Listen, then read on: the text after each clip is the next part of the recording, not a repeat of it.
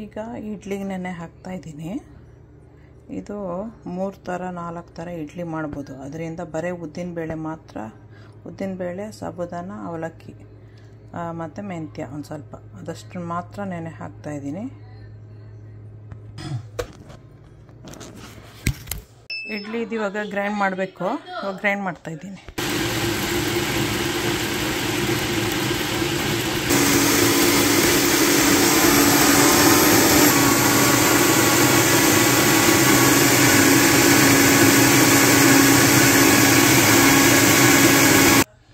ಇದರಲ್ಲಿ ಅಕ್ಕಿ ಇಲ್ಲ, ಬರೀ ಉದ್ದಿನಬೇಳೆ,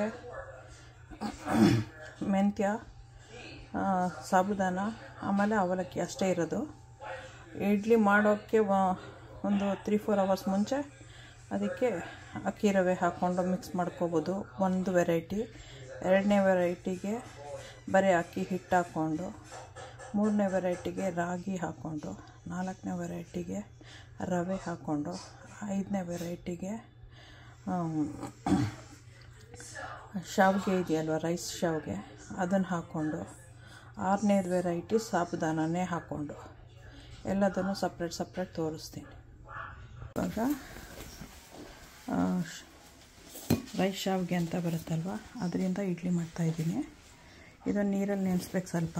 ಅದಾದಮೇಲೆ ಗ್ರೈಂಡ್ ಮಾಡಿರೋದು ಬರೀ ಉದ್ದಿನ ಹಿಟ್ಟಿರುತ್ತಲ್ಲ, ಉದ್ದು, ಮೆಂತ್ಯ ಮತ್ತು ಸಬ್ಬಕ್ಕಿ, ಅವಲಕ್ಕಿ ಹಾಕಿ ಗ್ರೈಂಡ್ ಮಾಡಿ ಅದು ಫರ್ಮೆಂಟು ಆಗಿದೆ. ಅದನ್ನು ಇದಕ್ಕೆ ಹಾಕಿ ಮಿಕ್ಸ್ ಮಾಡಬೇಕು. ಇವಾಗ ಇದನ್ನು ಸ್ವಲ್ಪ ನೀರು ಹಾಕಿ ಉಪ್ಪು ಹಾಕ್ಬಿಟ್ಟು ಮಿಕ್ಸ್ ಮಾಡಿ ಅದನ್ನು ಮಿಕ್ಸ್ ಮಾಡ್ತೀನಿ.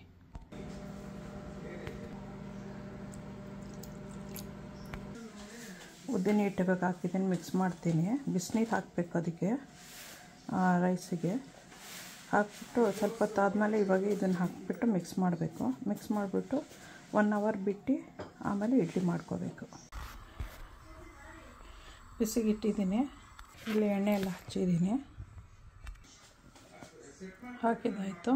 ಇವಾಗ ಪಾತ್ರೆ ಒಳಗಡೆ ಇಡಬೇಕು. ನಾನು 25 ಮಿನಿಟ್ಸ್ ಕುಕ್ ಮಾಡೋಕ್ಕೆ ಇಡ್ತೀನಿ.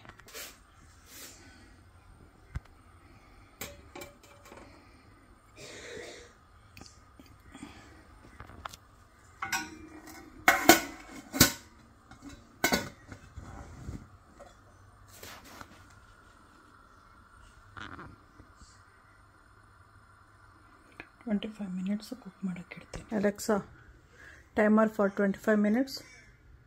25 minutes starting now.